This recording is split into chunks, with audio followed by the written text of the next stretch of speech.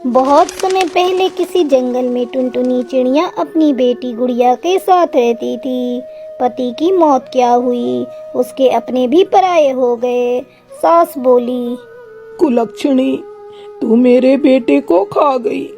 एक बच्चा जना, वो भी बेटी। हाय हाय, अब मेरा वंश आगे कैसे बढ़ेगा। अच्छा होता मेरे बेटे की जगह तू मर जाती। तुम दोनों माँ बेटी अभी के अभी निकलो मेरे घर से।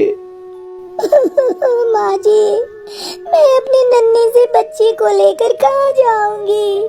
बरसों पहले मेरे माता पिता मर गए। चाचा चाची ने कर्ज करके मेरी शादी की। अब मैं उनके पास किस मुंह से जाऊं। आप मेरे साथ ऐसा अनर्थ ना करें। मेरा ना सही, अपनी पोती का मुंह देखकर मुझे घर में रहने दें। अरे करमजली, कहा ना कि यहाँ से दफा हो जा। तो अब जा क्यों नहीं रही है? क्या मेरी चिता को देखकर यहाँ से जाएगी? ठीक है माँ जी, अगर आपकी यही आज्ञा है तो मैं अपनी भोल सी बच्ची को लेकर यहाँ से जा रही हूँ। आप अपना ख्याल रखिएगा। इतना कहकर टुनटुनी अपनी बेटी को लेकर शहर आ गई। शहर उसके लिए अनजान था। उसका वहाँ कोई जान पहचान नहीं था। इतने बड़े शहर में मैं कहाँ जाऊँ, किससे मदद मांगू। कल से मेरी बच्ची ने कुछ भी नहीं खाया। तभी टुनटुनी को कालू कौवे की चाय की दुकान दिखती है। वो उस दुकान पर जाती है। भैया, हम आज ही गाँव वाले जंगल से आए हैं। आपके दुकान में मुझे कोई काम मिलेगा? मेरी बेटी कल से भूखी है। काम के बदले आप मेरी बिटिया को थोड़ा दूध दे देना। बहन, मेरे पास तुम्हारे लायक कोई काम नहीं। मुझे माफ कर दो, मैं तुम्हें कोई काम नहीं दे सकता।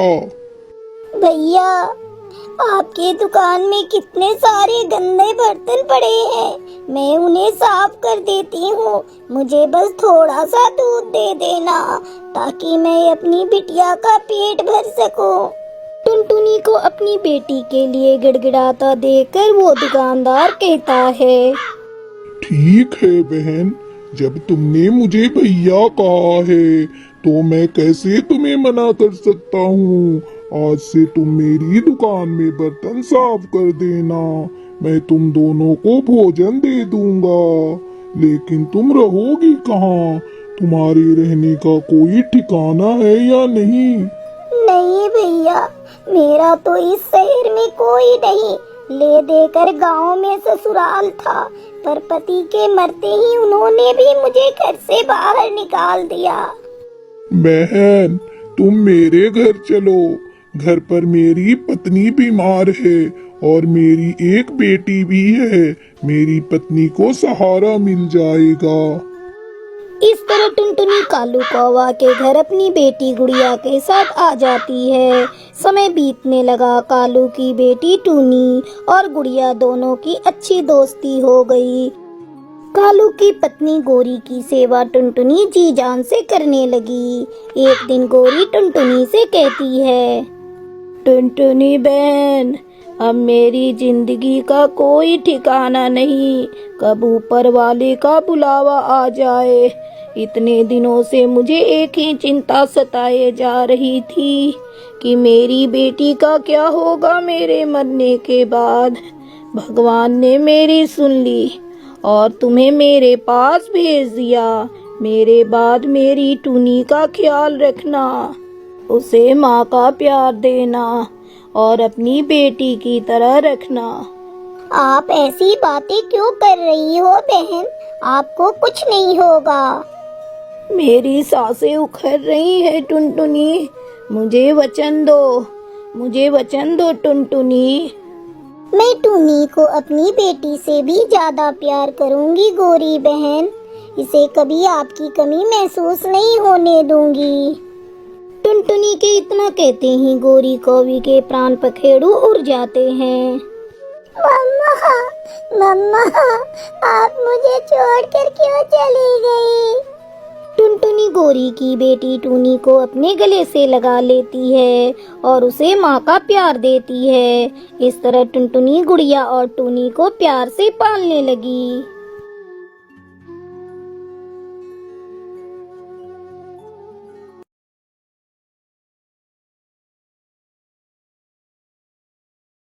किसी जंगल में टुनटुनी चिड़िया अपने पति बिरजू और बूढ़े सास ससुर के साथ रहती थी। बिरजू हर साल अपने खेत में प्याज की खेती किया करता था, जिससे उसकी अच्छी आमदनी हो जाती थी। एक दिन वो अपनी लहलहाती फसल को देखकर बहुत खुश हो रहा था। इस बार मेरे खेत में कितनी हरियाली है। अब बस कुछ ही हफ्तों की देरी है जब मेरी प्याज की फसल पककर तैयार हो जाएगी।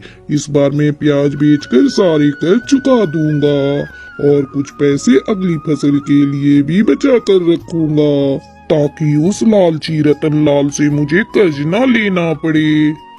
बिरजू खुशी खुशी अपने घर लौटता है तो उसकी माँ चमेली कौवी उससे कहती है, आ बेटा, 2 घड़ी मेरे पास बैठ। कितना काम करता है तू खेत में, जरा अपने ऊपर भी ध्यान दे। कितना दुबला हो गया है तू। अरे ओ टुनटुनी बहू, भोजन तैयार हो गया हो तो ला मेरे बेटे के लिए, वरना ये फिर किसी काम में लग जाएगा। अभी लाती हूँ माँ जी। टुनटुनी भोजन लाकर अपने पति को देती है। बहू, जरा इसका ध्यान रखा कर, देख तो सूख कर कांटा हो गया है। मैं क्या करूँ माँ जी, दिन रात इन्हें समझाती रहती हूँ कि खान पान का ध्यान रखो, पर नहीं, इन्हें तो बस फसल की चिंता सताती है कि सही सलामत फसल मंडी तक पहुँच जाए। इस तरह कुछ दिन बीत गए।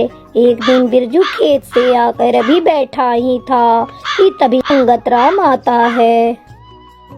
अरे पिताजी, इस वक्त आप कहाँ से आ रहे हैं?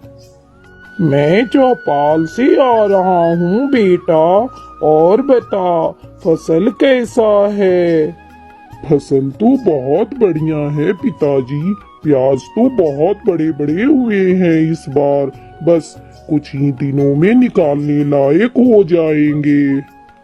लेकिन बेटा, मैं चौपाल में सुना कि आने वाले दिनों में बारिश होने की आशंका है। मैं ऐसा करता हूँ, खेत पर जाकर पानी निकलने का रास्ता बना देता हूँ, ताकि अगर बारिश हो भी तो आसानी से पानी निकल जाए।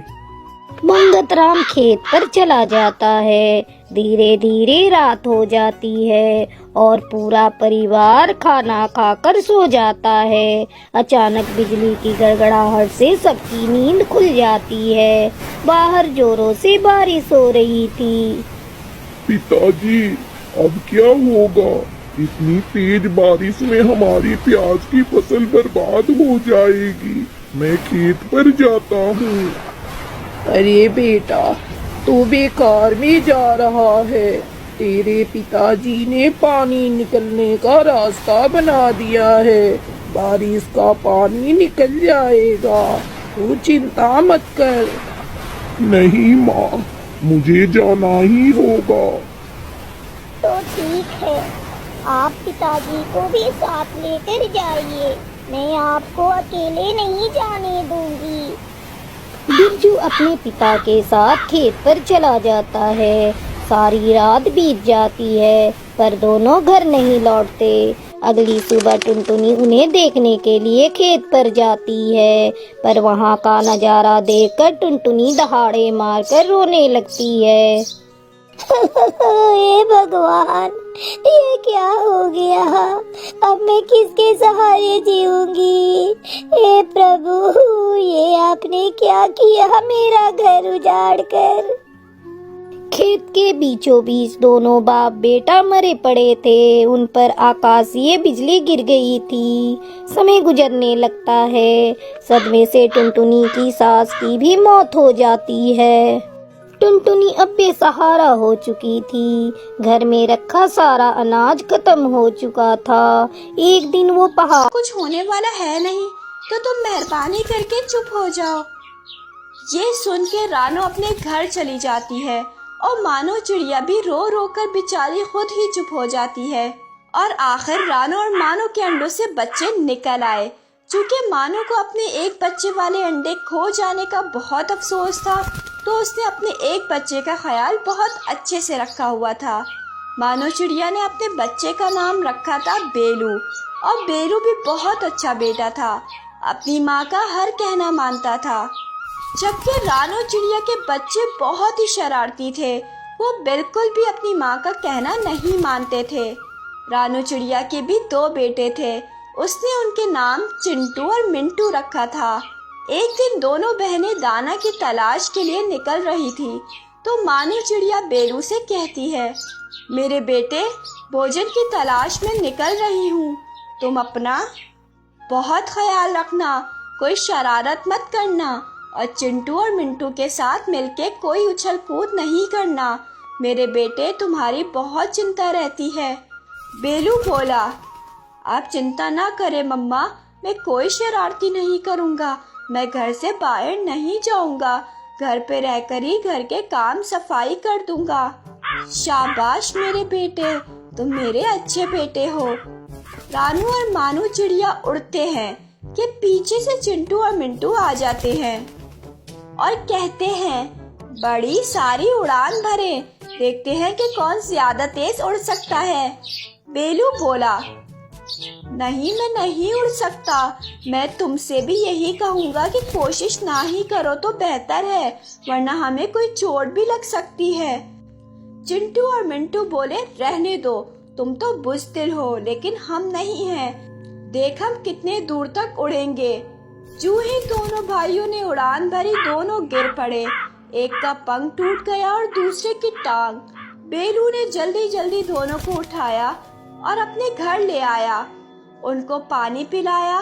जब दोनों बहनें घर वापस आई तो रानू अपने बेटे को देखकर रोने लगी कि मेरे चिंटू और मिंटू को क्या हो गया।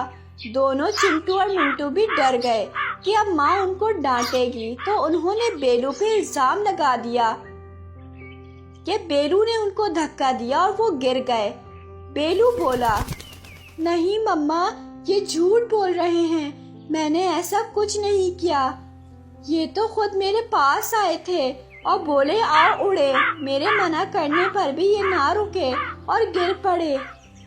हाँ, मेरा बेलू बिल्कुल भी शरारती नहीं है। रानू ना मानी और बोली, ये तुम्हारे बेलू ने ही किया है। और रानू नाराज होकर अपने चिंटू और मिंटू को घर ले आई। पीछे से बेलू बहुत रोता है, मम्मा खाला क्यों नाराज हो गई हैं? मैंने तो कुछ नहीं किया। मानो बोली, मुझे पता है मेरे बेटे, मेरी जान, तुम बिल्कुल भी ऐसे नहीं हो।